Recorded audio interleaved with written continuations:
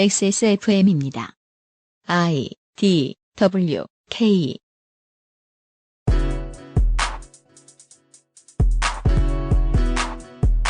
어제 우리는 유명세를 얻은 사람이라고 해서 모든 것을 잘할 수도 모든 면에서 믿을 수도 없다는 점에 대해서 이야기했습니다.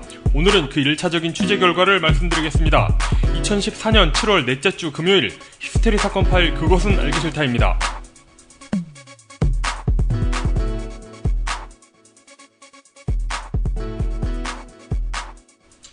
네. 전 세계 청취자 여러분, 추가 팩트 확인 시간을 하루 거쳐서 남은 내용을 내보내도록 하겠습니다. 저는 XSFM 책임 프로듀서 UMC이고 옆에는 무엇이든 하는 이용입니다. 네. 예, 뭐든 합니다. 네. 돈만 준다면. 돈이면 다 하는. 네, 이렇게 들으면 많은 돈을 줘야 할 것 같죠? 네. 그러지 않아도 광고를 읽어줍니다. 네. 금요일의 히스테리 사건 파일 그것은 알기 싫다는 에브리온 TV 다 따져봐도 결론은 아로니아진 스테픈 울프 제뉴인 레더 호전적인 비폭력 메탈 밴드 쓰레기스트가 도와주고 있습니다. 네. XSFM입니다. 모든 걸 정리해뒀지만 뭔가 아쉬운 그녀의 다이어리. 스테픈 울프 컬러 다이어리. 지갑이 비싸다고 자랑하는 그의 말이 설득력 없어 보인다면 스테픈 울프 클립 포켓. Steppenwolf Genuine Leather. 그래도 건강식품인데 함량이 중요하지 않을까? 정말로 한 박스에 15,151알에 아로니아 과실이 들어있는 게 맞는지 다 알아보셨나요? 비교하실 필요 없죠? 언제까지나 마지막 선택 아로니아 진. 우리의 마음을 편안하게 해줄 고전적인 장르의 음악을 소개해드리겠습니다. 자신의 진심을 담아 상대방에게 속삭이듯 이야기하는 메탈 사중조악단 쓰레기스트의 너에게. 처음부터 끝까지 들어보시겠습니다.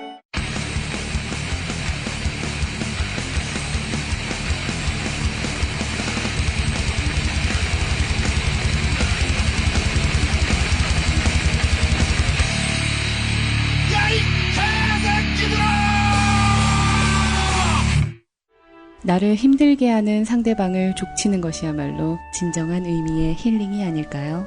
쓰레기스트의 데뷔 앨범 8월 6일에 만나보세요. 호전적인 비폭력 메탈 밴드 쓰레기스트도 도와주고 있습니다. 호전적인 비폭력. 호전적이라는 게 전쟁을 좋아한다는 뜻 아닌가요? 그렇습니다. 그러나 전쟁을 벌이되 싸우진 말자. 이런.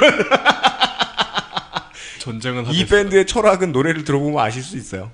예. 네. 근데 이분들은 이미 유명하거든요. 네. 네임드예요. 예. 헤비메탈 바닥에서 이분들이 슈퍼스타 K 떨어진 주제로 노래를 만드셔가지고 TV 광고로 많이 유명해졌던 분들인데. 그래요? 바로 아르바이트 관련한 광고.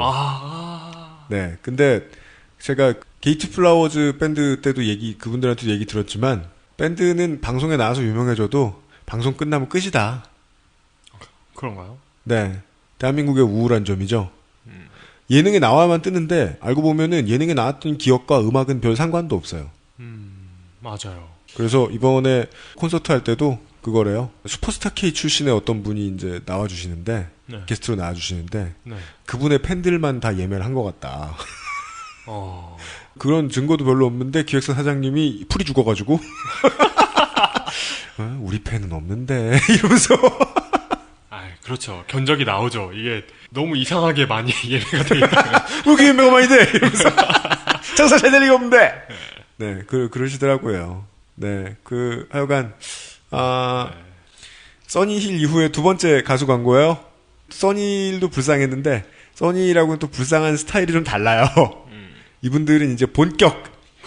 예. 우리가 알고 있는 일반적 불쌍함. 네. 써니힐은 좀 일시적, 엄행부 불쌍함이었는데. 옥탑의 바퀴, 반지하의 곱등이, 이런 불쌍함인가요? 네. 예. 독일식 바퀴 불쌍함을 그렇죠. 가진 쓰레기스트의 음반이 나왔습니다. 이번 주 방송을 준비하면서 저희가 이렇게나 조심스러웠다는 사실마저도 죄송스럽기도 합니다. 이 씨발 니들 유사 언론 놀이하는데 언론 놀이 다 하면서 불편부당하게 잘못한 게 있으면 다 얘기하고 그래야 되는 거 아니냐 라고 채찍질 해주실 분들이 있을 테니까는요. 그분들도 감사드리는데요. 그분들께 옆을 좀 봐주십사 하고 부탁드립니다. 너네 우리 편인데 왜 때리냐라고 큰 소리 치시는 분들이 훨씬 많을걸요. 네. 이제 이런 보도 내용을 어떻게 편집해서 내놓느냐는 이제 전적으로 사람들의 목소리, 들리는 목소리와 들리지 않는 목소리를 모두 합해서인데요. 그 양쪽을 다 두려워하면서 만들면 왠지 우리와 가까워 보이는 인물의 이야기는 조금 더 많이 조심을 하게 됐다라는 거를 이제 알려드립니다. 그래서 하나 이야기를 내보내는데 이틀을 썼습니다. 예, 그러니까 자기들 마음대로 같은 편, 우리 편 이런 범주를 만들죠. 되게 좀 그런 분들이 계시죠. 네. 근데 그런 분들일수록 우리 편이 뭔가를 못했다고 생각하면 못했다고 비난을 하거나 네. 진상규명을 요구하거나 하면 네. 너는 쟤네 편이었구나 라면서 배신감을 느끼시는 분들이 계십니다. 왜냐하면 실제로 저 쟤네 편이라고 불리는 놈들은 여론전을 통해 승리하려고 드니까요. 네. 결국은 편을 갈라서 이렇게 싸워야 한다. 냉전해야 한다. 네. 라고 생각하는 이들은 결국 그냥 자기가 생각하기 귀찮기 때문에 이성적인 판단을 더 많이 열심히 하기 귀찮기 때문에 천군백군 나눠 싸우는 게 낫다라고 생각한다고 저는 판단합니다. 네. 예, 그러지 않았으면 좋겠어서 자세히 알아보고 오늘 방송 편집해서 보냅니다. 방송 들으시고 주말 잘 보내십시오.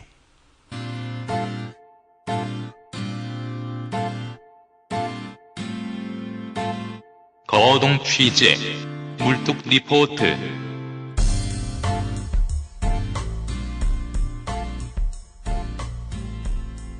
저희들이 비교적 무거운 톤으로 진행을 하고 있지만 그것은 이제 스튜디오의 상황이 너무 개판이라 그런 것도 있고 아직 적응이 안 돼서. 네. 그리고 이번에 다루는 소재가 막 사람들이 막 생명을 위협당하고 그래서 그런 게 아니라 특히나 우리 청취자분들 혹은 저희들 하여간 우리 주변에 가장 가까운 얘기이기 때문에 그렇습니다. 그리고 또 많은 분들이 스스로 약간 찔릴 수도 있고 약간 부끄러워질 수도 있고 이런 내용이라서 더 듣기 좀 불편하실지도 모르겠네요. 그렇습니다. 이제 본격적으로 얘기를 시작해보자면 어느 사회나 마찬가지지만 우리 사회도 있습니다. 이 약자 집단 혹은 소수 집단이 반드시 존재하죠. 네. 제가 소수 집단이나 약자를 생각한다면 가장 먼저 떠오르는 건 여성입니다. 네. 가장 큰 소수자 집단. 그렇죠. 그 여성이 소수 집단이라고 보기에는 너무 많지 않느냐. 네. 지구상의 반인데. 네. 맞긴 맞는데. 네. 실제로 우리 사회만 봐도 우리 사회가 지금 가지고 있는 경제 규모에 비교해서 네. 여성들의 사회 참여가 지극히 저조하죠. 네. 다른 나라들에 비해서. 네. 거기 사회 참여가 저조한데도 불구하고 거기 더해서 여성들이 사회에서 그 신분이 계급이 이렇게 상승할 수 있는 상한선이 거의 있잖아요. 네. 대부분의 경우에. 네. 아예 그냥 그 공식 용어로 유리천장이라고 부를 정도로. 네. 그건 우리뿐 아니라 미국에도 있고 유럽에도 있고 다 있다고 하더라고요. 네. 우리는 아마 더 두껍게 있을 겁니다. 깨기 더 힘들게. 네. 물론 이제 우리 사회는 대통령이 여성이지만 네. 그거하고는 전혀 관계가 없죠. 넌 왜? 네. 네. 근데 그런 여성 집단보다 더 소수이고 훨씬 더 약자인 집단이 있습니다. 네. 여성보다 소수이고 여성보다 약자인 집단 훨씬 많죠. 어떻게 보면 노동자 집단 전체도 다 약자들이고. 네. 예. 그렇지만 그 중에서도 가장 최근 들어서야 겨우 사회적으로 알려지기 시작했고 각계각층의 반발도 심하고 논란을 많이 빚어내고 있는 집단이 바로 성소수자 집단입니다. 네. 예. 요즘에 이게 거의 공식 용어로 굳어지고 있는 것 같은데요. LGBT라고 그러죠. LGBT. 레즈비언, 게이, 바이섹슈얼, 트랜스젠더의 약자를 모아서 네. LGBT라고 거의 공통적으로 쓰는 것 같습니다. 전 세계가. 그렇죠. 예. 대략 우리 사회의 성소수자, LGBT에 속하는 사람이 몇 프로나 될까요? 제가 들은 바로는 대부분이 이게 지극히 개인적인 프라이버시에 관련된 문제라서 밝히질 않잖아요. 네. 그래서 통계를 잡기가 거의 힘든데 굉장히 보수적인 통계로 잡아도 약 5% 정도. 좀 진보적으로 과격하게 잡으면 10%까지 잡는 경우도 봤습니다. 네. 그 정도, 그러니까 5%에서 10% 정도 된 사람들이 자신의 성적 정체성이 소수자 집단에 포함된다라고 느끼고 있고 실제로 그렇다는 거죠. 네, 그렇죠.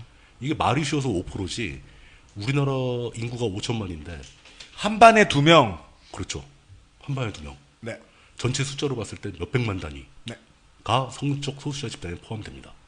따라서 그냥 우리예요. 그러니까 여러분들이 아무 생각 없이 그냥 마주치는 사람들 중에 상당수가 성적 소수자 정체성을 갖고 있다는 얘기입니다. 그러니까 뭐 확장시켜서 뭐 그러니까 LGBTQIA라는 표현으로도 쓰는데 그렇죠. 예. 그 LGBTQIA는 오늘 방송의 소재는 되지만 주제하고는 별로 관계가 없어요. 아무 관계가 없습니다. 네. 실제로 로마 시대 같은 경우에는 그 군대 내에서 그 병사들끼리, 그 군인들끼리의 동성애를 그 전우애를 기르기 위한 중요한 덕목으로 권장했을 정도. 이 화랑제에 대해서 유추할 때 그런 이야기를 하는 사람들이 많이 있죠. 화랑 얘기도 네. 거기에 또 언급이 되죠. 근데 우리 사회가 이 성소수자 집단에 대해서 그 대응하는 태도는 굉장히 보수적입니다. 진짜 사실 보수적이라고 하기도 좀 미안할 정도로 원시적에 가깝습니다. 원시적인 수준입니다. 그러니까 원시적이라는 건 결국 겁먹은 동물의 반응. 그렇죠, 그렇죠. 못 보던 거 보던 듯한 겁먹은 동물 같은 반응은 오늘의 주제의식과는 상관이 없지만 그 주제로 넘어가기 위한 중요한 끈입니다. 그렇죠. 이 집단을 먼저 설명을 해야 되니까. 네. 예. 우리 사회의 기본적인 반응, 그러니까 LGBT에 대한 기본적인 반응은 저는 이제 혐오에 가깝다라고 보는데요. 네. 예. 사람 사는 세상의 예의. 그렇죠. 사람에 대한 예의. 흔해 빠진 예의. 네. 나한테 아무런 해를 끼치지 않고 나한테 잘못하지 않는 사람을 제가 혐오하고 그걸 막 드러내고 이런 건 야만이죠. 심지어 저는 기독교 신자들도 혐오하지 않으려고 노력을 하는데요. 네. 네. 근데 뭐 말해놓고 볼게 이건 좀 특정 종교가 문제가 아니고 그 물뚱님이 혐오하지 않기 위해 노력해야 되는 집단은 많이 있는 것 같습니다. 무슨 뜻이에요, 도대체? 이렇게 예를 들어서 야의 뭐 그렇습니다. 그건 뭐 제 얘기니까 그건 뭐 기본적인 예절은 그렇다는 거죠. 서로 그렇습니다. 다른 집단을 좀 뭔가 다르다고 해도 혐오할 이유는 없거든요. 그리고 혐오하더라도 최소한 표현하지는 말아야 한다. 이게 사회생활의 기본 예절이니까 그 정도는 지켜주는 게 좋다라고 생각하는데 그걸 못하는 사람들이 많죠. 네. LGBT에 속하는 분들이 모여서 무슨 축제나 퍼레이드 같은 거 하면 방해하러 나서는 그 개신교 신자들. 네. 저 이거 굉장히 동의를 못하겠습니다. 네. 심지어 요즘에 교황까지 나서가지고 네. 동성애자 역시 사람이다. 네. 뭐 이런 얘기를 하고 있는 상황에서 네. 그렇게 그 아주 원초적인 혐오감을 표출하고 막 배격하고 막 이런 행동을 집단적으로 한다는 것은 야만적인 거죠. 저도 구개그에서 그런 짤방 본 적 있어요. 그 예수님이 양 붙들고 이렇게 동네 사람들한테 뭐 얘기하고 계시잖아요. 그런 그림 보면은 너는 뭐 너에게 하고 어쩌고 하듯이 네 이웃을 미워하지 말라. 이랬는데 동네 사람이 물어봐요. 그럼 개인은요? 그러니까 이게 좀 번역해 드리는 거예요. 그렇죠. 그 예수가 뭐라고 답하는지 알아요? 뭐라고 해요? 씨발 내가 말 저렇냐? 예. 그 설명을 좀 해주세요. 이해 못했나 봐, 이 형. 네, 무슨 말인지 모르겠어요. 그러니까 예수님이 짜증을 내더라는 거죠. 뭐라고요? 예? Did I fucking stutter? 예. 내가 발을 절드냐? 아니 말을 절더냐고 말을 더듬거려서 못 알아들었냐. 방금 그 이웃에 대해서 그 네가 미워하지 말라 그랬는데 대해주길 바라는 대로 대해라. 미워하지 말라 그랬는데 왜 못 알아들었냐. 게이라고 다른 게 아니다. 네 이웃이다. 네. 이런 얘기죠. 제가 말을 잘 알아듣는 다른 사람을 미워하지 않듯이 이용을 미워하지 않겠습니다. 이웃을 사랑해야죠. 그렇습니다. 이용도. 네. 네. 성적 정체성 말고는 우리가 다를 것이 하나도 없는 그런 집단에 대해서 그 집단의 인권을 보호해 주려고 노력한다는 것은 그들의 인권이 안 지켜진다면 조만간 내 인권도 안 지켜질 것이기 때문에 더 그렇습니다. 네. 이건 뭐 아주 사회적으로 널리 퍼진 얘기잖아요. 네. 세상은 파도처럼 움직이니까요. 그렇죠. 예. 그 사람들의 인권이 무너진다면 조만간 내 인권도 무너질 것이고 같이 지키려면 어차피 나도 약자고 저 사람도 약자인데 연대할 수밖에 없고. 네. 이건 뭐 그냥 상식적인 얘기죠. 네. 그 와중에 혐오감을 들이댄다는 것은 자해죠, 자해. 근데 이런 성소수자 집단이 우리 사회에 존재하고 있고 이분들이 이 사회를 상대로 자신들의 인권, 최소한의 인권이 보장되어야 한다고 입을 모아 공개적으로 주장하기 시작했고 그리고 뭔가 당연한 특성을 가진 사람들이 집단이 되죠? 그렇죠. 그러면 그 집단은 박해받고 있다는 뜻이에요. 그럼요. 뭐하러 집단이 됩니까? 박해가 없으면. 뭐 박해받지 않고 뭐 인권 침해를 안 당하는 사람들은 모일 필요도 없어요. 모일 이유도 없어요. 즐겁게 살면 돼요. 네. 근데 이 사람들이 모인다는 것은 이 사람들이 힘들거든요, 지금. 네. 그 힘든 분들이 모여서 사회적으로 목소리를 내기 시작한 거, 이게 은근히 꽤 오래된 일입니다. 보통 오래된 건 아니죠. 예. 네. 그러니까 대략 공식적으로 이분들이 모여서 축제나 퍼레이드를 공개적으로 대중 앞에서 열기 시작한 게 대략 2000년 초반부터라고 저는 파악하고 있습니다. 그렇다더군요. 예. 이 정도면은 생각보다 오래된 거 아닌가요? 우리 사회에서. 2000년 초반이요? 예. 오래됐다면 오래될 수도 있겠네요. 예, 그렇죠. 그러니까 뭐 홍대 앞이나 신촌 같은 데서 퀴어 문화 축제 해가지고 뭐 성소수자들 모여서 막 퍼레이드도 하고 파티도 하고 뭐 이런 거 행사가 벌어지는 거에 대해서 최근에는 언론에 많이 보도가 되고 있지 않습니까? 2000년대 초반만 해도 이런 건 거의 언론에 나오지도 않았거든요. 네네, 맞아요. 규모도 워낙 작았고. 네. 예. 근데 그게 이제 매년 그런 축제가 반복되면서 점차 규모가 늘고 그 축제나 퍼레이드에 참가하면서 또 용기를 내가지고 커밍아웃하는 사람도 있고 뭐 이런 식으로 이제 그 커뮤니티가 점차 확대 일로에 있는 중입니다. 네. 그 확대가 되려면은 축제 같은 것도 하려면 이제 어떤 고정적인 조직, 주최 측이 있어야 될 거 아닙니까? 그분들이 만든 조직이 바로 퀴어 문화 축제 조직위원회라는 집단이 형성이 된 거죠. 항공객입니다. 예, 자신들의 목소리를 내기 위해서, 목소리를 내고 모여서 행동을 하기 위해서. 네. 이게 이제 어떤 박해받는 소수들이 사회적으로 목소리를 내는데 보이는 전형적인 패턴이죠. 이렇게 모여서 집단을 만들고 조직위원회를 구성하고 행사를 정기적으로 개최하기 시작하는 거죠. 네. 가장 쓸모있는 목소리는 아주 복잡한 거 아니고요. 예. 우리가 있다라는 걸 알려주는 거. 우리 여기 있다. 우리 잘 살고 있다. 예. 그렇지 않은 사람들에게는 우리가 있다라고 얘기해주고. 그렇죠. 비슷한 사람들이 있다면 우리도 이렇게 나와 있다. 당신 보여주는 정도. 거기 숨어서 고민하지 말고 같이 와서 합류해라. 네. 어렵지 않다. 이렇게 물론 당신 내 스타일은 아니지만 뭐 여간에 네. 그렇게 뭐 권유도 할 수 있는 거고 사회적으로 이렇게 내가 이 사회에 나 혼자만이 아니구나라는 위안도 줄 수 있는 거고 다양한 효과가 있겠죠. 네.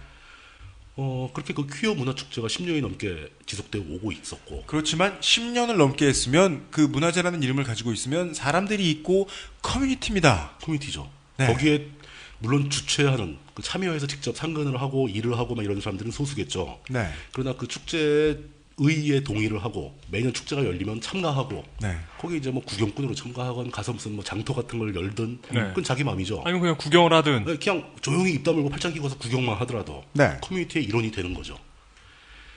그렇게 계속 그 10년이 넘는 세월 동안 진행이 되어 오는 와중에 그 행사의 한 서브 파트로 한 부분으로 영화제가 있어요. 성소수자를 다룬 소재로 하는 영화들은 일반 사회에 상업적으로 흥행하기 되게 힘들기 때문에. 네. 그리고 뭐 이 운동에 이 축제에 참여해 보신 경험이 있다라면 아마도 그런데 잘 안 나가시는 분들이면 영화제에 많이 가죠. 네. 열심히 안 움직이는 사람도 영화제는 가니까. 영화 한 편 보고 오면 되니까. 성소수자에 대해서 이야기하면서 흥행한 영화가 뭐가 있죠?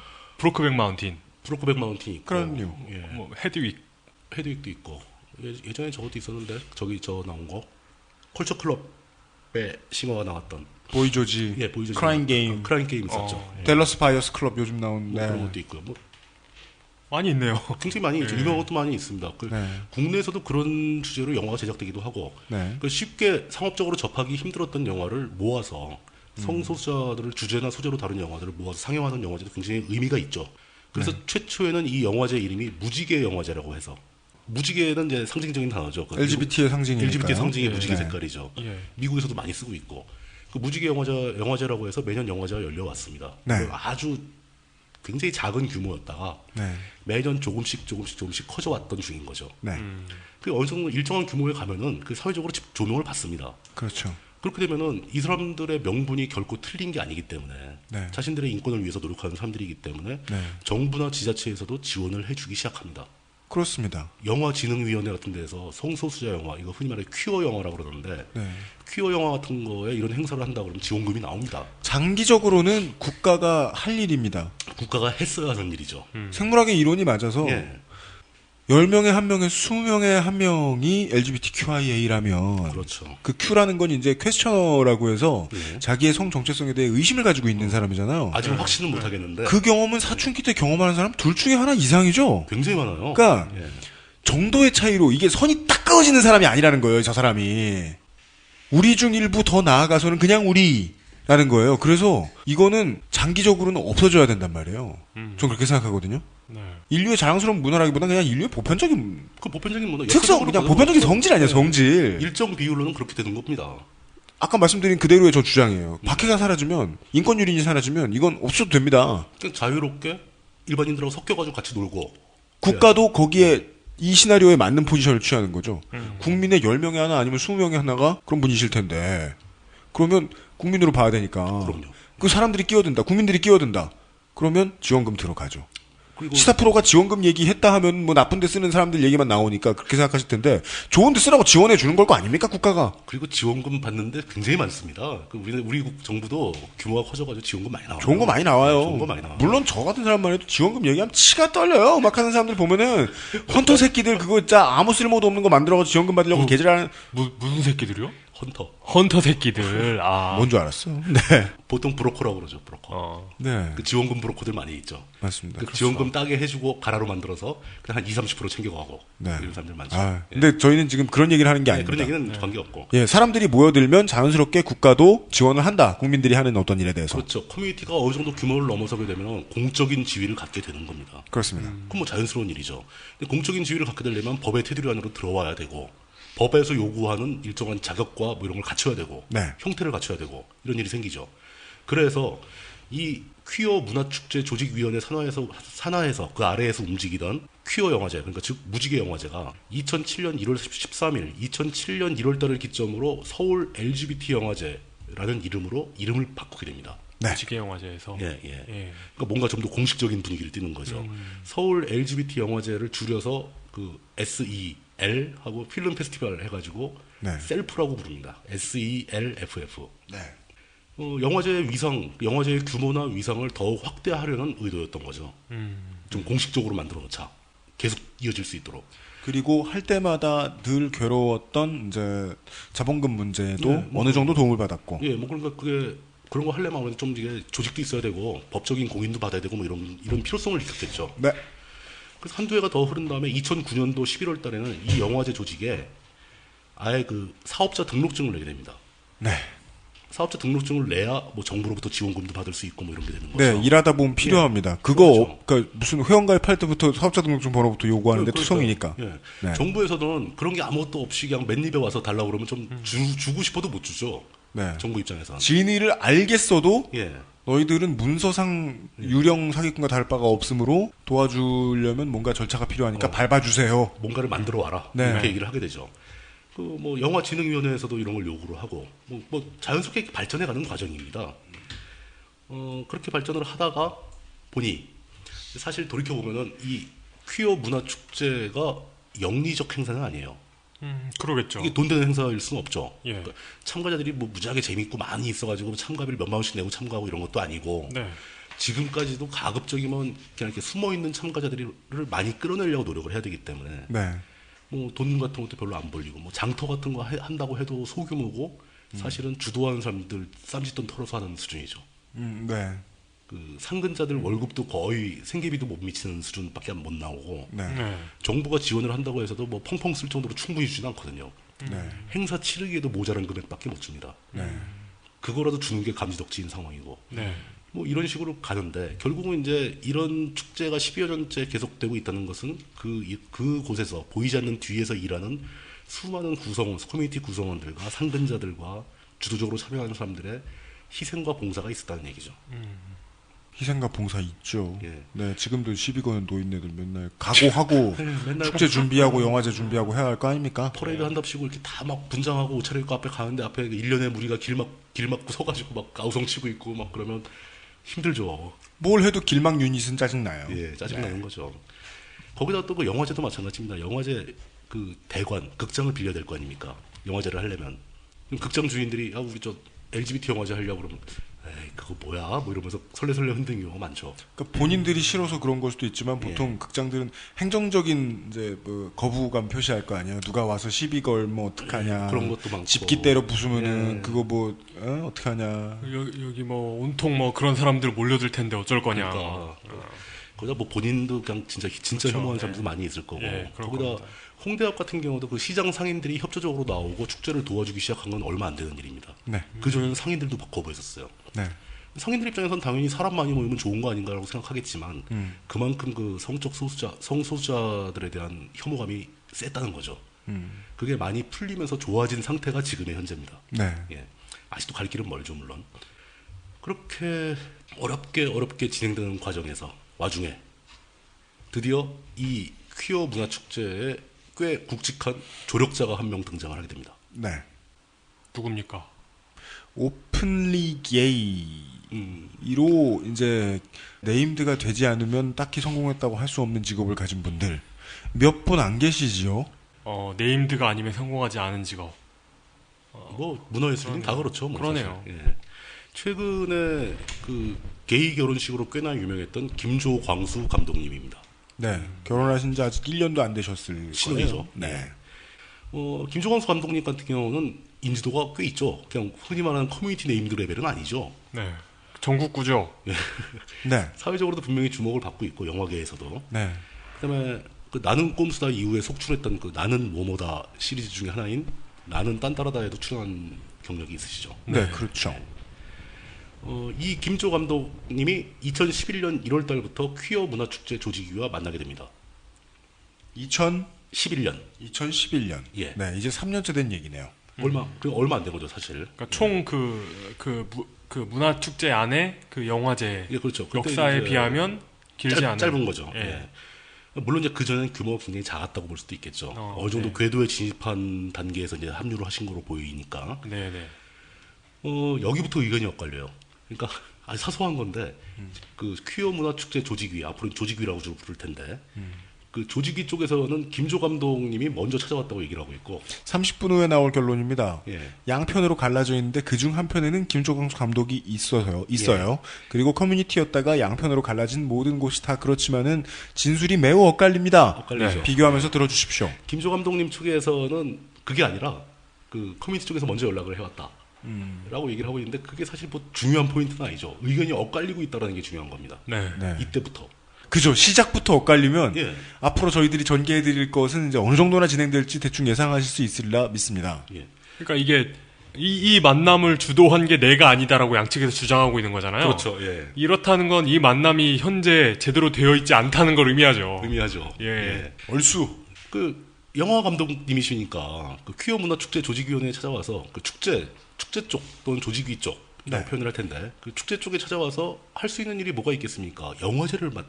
영화제에 참여해서 활동하는 것이죠. 네. 그거는 합의가 된 거예요. 그 영화 감독인 만큼 영화제에 합류하기로 결정이 됐고 조직위 측에서 김조광수 감독을 영화제 퀴어 문화축제 산하의 영화제 집행위원장으로 영입하는 것을 의결을 합니다. 네. 김조광수 감독님이 그 서울 LGBT 영화제의 집행위원장이 된 거죠. 근데 여기서 의결을 좀 더 확실하게 했어야 되는데 못합니다. 어떤 게 있냐면은 영화제를 축제 조직위에서 완전히 분리해서 별도 조직으로 가져갈 것인가 아니면 축제 조직위 산하에 둘 것인가 이거에 대해서 확실히 그 의결을 못 하는데 이게 회의에서 뉴스 듣는 사람들이 제일 짜증내하는 부분이잖아요. 네. 조직을 뭐 뗄 것인가 붙일 것인가 뭐 이런 거. 그렇죠.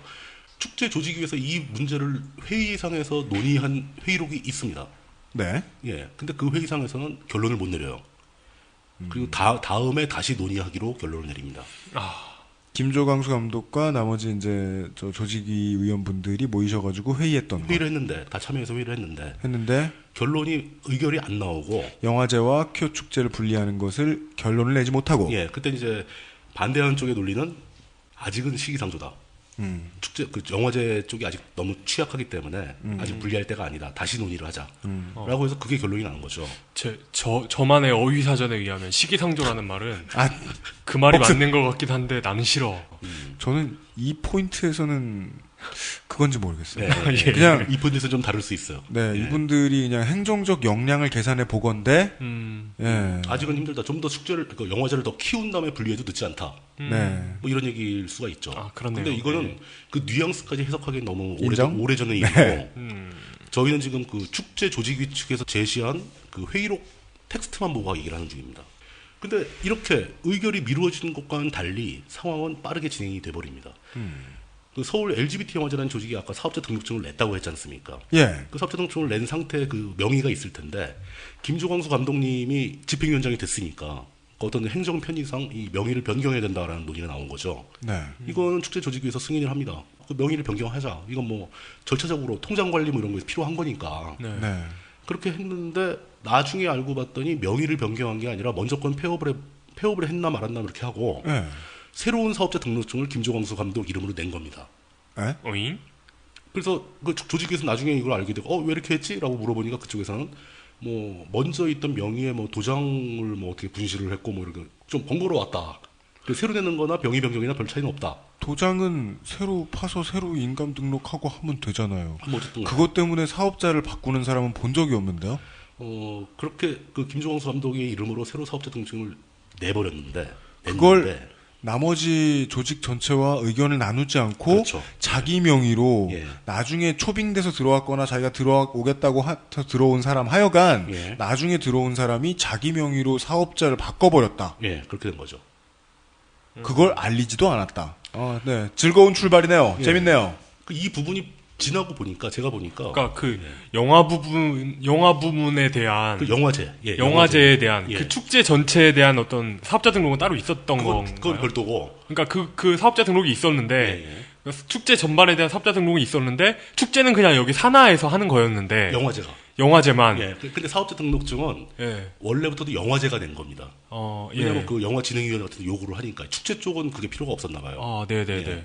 영화제에 대한 사업자 등록증을 기존에 낸 게 있었는데 이걸 명의를 신임 집행위원장 김조광수 감독의 명의로 바꿔야 된다고 논의가 나와서 그렇게 하자 그랬는데 바꾸지 않고 기존의 걸 없애버리고 새로 사업자 등록을 냈다. 그러면 이렇게 된 거죠. 이제까지 영화제를 진행하면서도 사업 추진위원장이요? 집행위원장의 이름으로 사업자를 낸 적이 없는 걸 보면 회의를 했을 때는 김조광수 감독 본인이 사업자를 좀 바꾸는 게 좋겠다, 내 쪽으로 바꾸는 게 좋겠다라고 주장했을 가능성을 염두해야 되겠네요. 그렇죠. 그 자세한 내막은 굉장히 막 다양한 자료들이 많이 쌓여 있어가지고 일단 표면적으로 보이는 것은 사업자 등록증을 새로 냈다. 이게 차후에 문제가 됐다. 라는 겁니다. 우리가 언제는 자료 적은 방송했습니까만은 지금 물뚱님이 상당히 조심스러우세요. 조직위 측에서는 이때 이 부분이 문제가 될 소지를 인식을 하고 이때 문제를 제기했어야 된다고 저는 봅니다. 근데 그게 그렇게 안 되고 그냥 흘러 넘어갔어요. 넘어가면서 그때까지만 해도 그 퀴어 문화 축제 조직위 측과 영화제 측과 막 사람도 섞여 있고 뭐 사무국장도 서로 왔다 갔다 하면서 같이 일을 하고 그 조직 구조상으로는 분리되어 있지 않은 걸로 보입니다. 당시에는. 그러면서 축제는 축제대로 여전히 행사가 벌어졌고 그 축제 내부 프로그램으로 영화제가 진행이 되고 축제 폐막식과 영화제 폐막식이 같이 열리고 축제와 영화제를 아직 따로 분리하지 말자고 말했던 그 지금의 집행위의 의견은 무슨 의미인지 알겠네요. 실질적으로 그렇게 하고 있었다. 어차피 같은 인력들이 일할 정도로 지금 일손도 모자라고. 당연히 그렇죠. 뭐 심지어 그 영화제 사무국장이 무슨 개인적인 일이 생겨서 사무국장직을 그만두게 되자 급하게 사람이 없으니까 이 축제 쪽에서 사무국장 하시던 분이 파견 나가서 영화제 일을 다 해주고 뭐 이런 식으로까지 어떤 사정인지 알겠습니다. 섞여서 일을 했다는 겁니다. 내부적으로는 같은 조직이라고 인식을 하고 있었던 거죠. 구성원들이. 축제도 영화제도 바깥에서 보는 사람들이 보기에도 그냥 그런 것 같습니다. 뭐 그렇게 나갈 수 있겠지 라고 얘기를 한 겁니다. 그러다가 표면적으로 이 문제가 드러나기 시작합니다. 그러니까 갈등이 좀 더 심화되기 시작하는 거죠.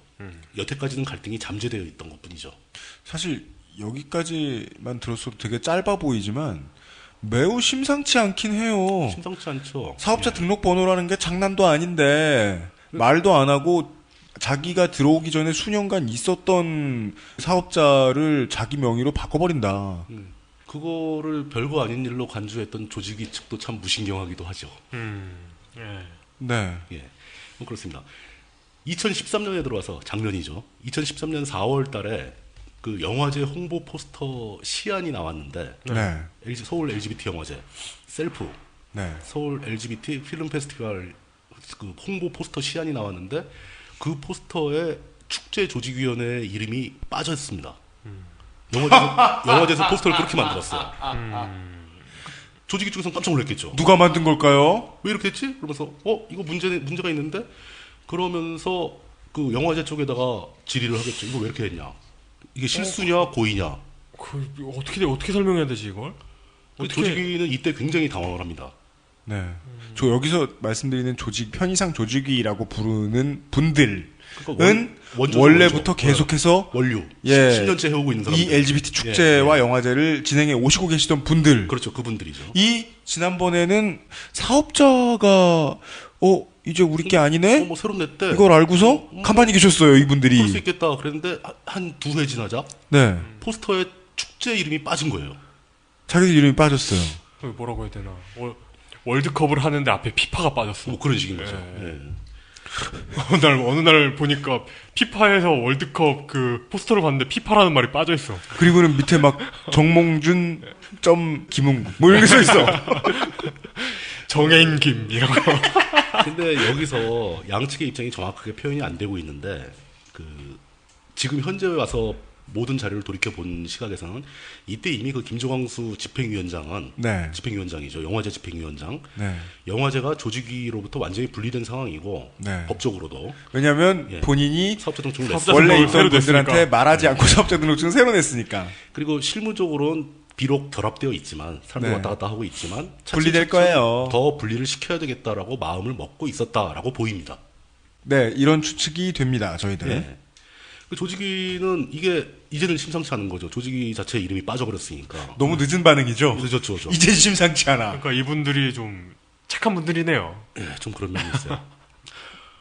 상황을 인식하고 그 김조광수 그 집행위원장 측, 영화제 측에다 자꾸 질의를 합니다.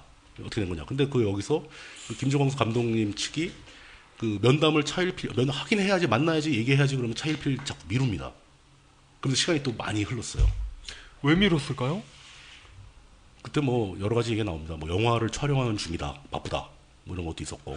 저희들은 뭐 보통 사람들이니까 저희가 시간 미룰 땐 그런 거밖에 없죠. 사귀던 그러니까 썸을 타던 사람인데 내가 좀 그 사람이 싫다. 그럴 때 정도요. 그럴 때 이제 주로 요즘에 일이 좀 바빠서 그렇게 되는 거죠. 네. 그런 식으로 해서 2013년 축제도 끝이 나버리고 폐막식에서 2013년 축제 폐막식에서도 그 축제 조직위 측에서는 축제와 영화제의 동시 폐막을 같이 선언을 하고 항상 해왔던 대로 늘 해왔던 대로 그 상황이 진행됐는데 이때 이미 그 양측의 인식의 차이가 있다는 것은 양쪽이 다 알게 된 거죠. 자, 이제 양측이라는 사람들의 모양새가 조금 보이실 겁니다. 한쪽은 원래 오랫동안 축제와 영화제를 진행해 오셨던 분들, 나머지 한쪽은 김조광수 감독님으로 대표되는. 그렇죠. 그 영화제에 또 김조광수 감독님과 함께하는 스태프들이 또 있을 거고. 그 여러 가지 이제 그 이후로 디테일한 상황들이 막 발생하는데 그 디테일한 상황들을 관통하는 맥은 한 가지입니다. 조직위 쪽에서는 왜 영화제를 자꾸 분리하려고 하는가? 아직 분리가 안 된 건데 한 몸인데. 그리고 조직위 측과 아무런 논의도 없이 자꾸 분리하려는 움직임을 보이는가에 대해 항의를 하는 분위기였다면은 그 영화제 측 김조광수 감독님 측은 이미 2011년 사업자 등록증 낼 때 그때부터 이미 분리된 상황인데 왜 조직위에서 자꾸 이런 영화제 내부의 문제에 간섭하려고 하는가라는 반응이 나오기 시작한다는 겁니다. 그럼 그 김조광수 감독의 그 이야기가 맞다, 그 논조가 맞다면 김조광수 감독은 처음에 들어오자마자 그쪽과는 일할 생각이 없던 거네요. 그거는 우리가 함부로 단정을 내릴 수는 없죠. 물론 그렇습니다만 하다 보니까 생각이 바뀌었을 수도 있고 여러 가지 측면이 있지만 이제 지금 와서는 그때부터 이미 분리되었다라고 꾸준히 주장을 하고 있습니다. 하여간 가장 의문스러운 부분은 본인이 스스로 하셨어도 될 것을 왜? 남의 사업자 등록증을 자기 이름으로 바꿨다. 그게 좀 문제가 되죠. 그 이후에 조직위 쪽에서는 지속적으로 항의를 하고 영화제 쪽은 SELFF라는 그 서울 LGBT 영화제 필름 페스티벌이라는 정식 명칭이 있지 않습니까? 그 SELFF로 시작하는 도메인을 모두 구매를 해버립니다. 영화제 측에서. 축제 쪽이 아니라. 김조광수 감독 측에서. 이제 홈페이지도 별도로 만들겠다는 의지를 보인 거죠. 김조광수 감독 측에서 전투 채비도 빨리 했네요. 그러면서 이 조직위 측에서는, 축제 쪽에서는 뭐라고 요구를 하게 되냐면은 그런 식으로 분리를 할 것 같으면은 분리하고 싶다면 분리하는 게 뭐 맞겠지만 대신 우리가 10년 넘게 해왔던 그 회차 제 몇 회 퀴어 영화제 제 몇 회, 이제 정식 이름이 이제 제 몇 회 서울 LGBT 영화제가 되겠죠. 네. 이 회차하고 서울 LGBT 영화제라는 이름, 셀프라는 이름, 이 이름을 쓰지 말았으면 좋겠다. 당신 개인이 별도로 난 영화제라면. 이게 또 공공성이 워낙 큰 행사다 보니까 그렇죠. 그렇게나 뭐 이름을 주장하고 막 너무 많은 걸 열성적으로 주장할 수 없긴 하지만 근데 반응이 엄청 미온적이네요. 좀 이 착해요. 원래 축제 하시던 분들은 아니 지금까지 나온 게 모두 사실이면 공고도 안 하고 자기들의 사업자 등록증을 빼앗아간 사람에게 할 수 있는 반응이라고는 지나치게 온순하죠. 그냥 오른뺨은 때리지 마라 정도인데요. 그 조직의 입장은 그 뭐 이런 걸 만드는 사람 입장에서는 사실 자식이잖아요. 자식이 납치당한 거잖아요. 네. 납치당한 자식에 대해서 밥만 잘 먹여다오. 뭐 이런 얘기를 하고 있는 것 같은데요. 그렇게 아닌가? 해서 점점 더 얘기를 좀 더 들어보고. 조직은 결국 이제 자기는 이 영화제를 분리시킨다는 의결을 한 적이 없으니까 이런 걸 요구한다 뭐 이렇게 얘기하게 되는데 결국은 서울 LGBT 영화제라는 이름을 김조광수 감독이 이끄는 영화제 측에서 계속 사용을 하니까. 네. 거기도 인력이 있습니까? 다 서로 인력이 많이 충원이 된 거죠. 이제. 퀴어 문화책 축제 산하에 퀴어 영화제라고 KQFF라는 것을 새로 만들어 버립니다. KQFF요? 예. 그리하여 오늘의 주된 소재로 여기까지 해서 넘어왔습니다. 우리나라에 이런 영화제가 왜 2개가 되었는가? 그렇죠. 그렇게 돼버린 거죠. 네. 거기다가 또 한번 문제가 됐던 게 김조광수 감독님 측에 그 셀프 측에서 독자적인 이벤트 무슨 예스24 노른자하고 같이 하는 이벤트를 진행하면서 포스터에 그 국내 유일의 성소수자 영화제라는 문구를 사용하게 된 겁니다. KQFF에서요? 아니 셀프에서. 김조광수 감독이 가져간 셀프에서. 예, 가져간 셀프에서. 갈등의 골이 더 깊어지는 거죠. 야, 이걸 가져간 것도 부족해서 이젠 유일한 거라고 얘기하는가? 다른 나라에서 하나요? 이렇게 된 거죠. 그러게요. 뭐 중국 유일의 이런 건 아닐 거 아니에요. 그러면서 조직위 측에서는 분명히 회차하고 이름을 쓰지 말아달라고 요청을 했는데 2014년 5월 29일, 올해죠. 얼마 안 된 일입니다. 서울 아트시네마에서 발행하는 뉴스레터에 제14회 서울 LGBT 영화제라는 문구가 홍보용으로 나가게 된 거죠. 이걸 그 셀프 쪽에서 김조광수 감독 측에서 그대로 인용 보도를 해버립니다. 그러니까 회차까지 또 써버린 거죠. 그냥 싸그리 무시했군요. 조직위의 요구를 좀 무시한 거죠. 그러니까 지금까지만 정리를 하면 어떻게 짧게 정리하지? 자, 보자. 간단히 2007년부터 있었다 그랬죠. 2011년에 김조광수 감독을 만났다 그랬잖아요. 2000년대 초반부터 무지개 영화제가 있었고 2007년에 서울 LGBT 영화제로 이름이 바뀌고 2009년도에 사업자 등록이 나고 2011년에 김조광수 감독님 이름으로 바뀐 거죠. 10년 된 공공사업체가 있었어요. 10년 뒤에 누군가를 만났어요. 그가 사업체를 들어 옮겼어요. 그래서 공공사업체에 있던 사람들이 이거 왜 들어다 옮기셨어요? 그랬더니 그냥 양지바른 쪽으로 살짝 틀었습니다. 큰 차이는 없습니다. 라고 말하다가 2년 뒤에 내가 다 옮겨왔습니다. 이제 내 겁니다. 라고 사람들에게 말하기 시작했어요. 그래서 그럼 이름과 전통이라도 남겨주십시오. 라고 말했더니 못 들은 척했어요. 여기까지네요. 지금까지 얘기는. 그런 상황인 거죠. 네. 굉장히 좀 어이가 없었는데 이 사건을 이제 취재하면서 그 퀴어 문화축제 쪽 그 홍보 담당 하고 또 한 분하고 그 두 분을 만나 직접 인터뷰를 꽤 긴 시간 동안 얘기를 들어봤습니다. 그때 제가 가장 강하게 느껴진 감정은 이분들이 좀 보통 이상으로 굉장히 조심하고 있다. 세상 모든 바람과 풍파에 대해. 그렇죠. 자신들을 제외한 사회 전반에 대해서 굉장히 좀 극단적으로 표현하면 두려워하고 있다.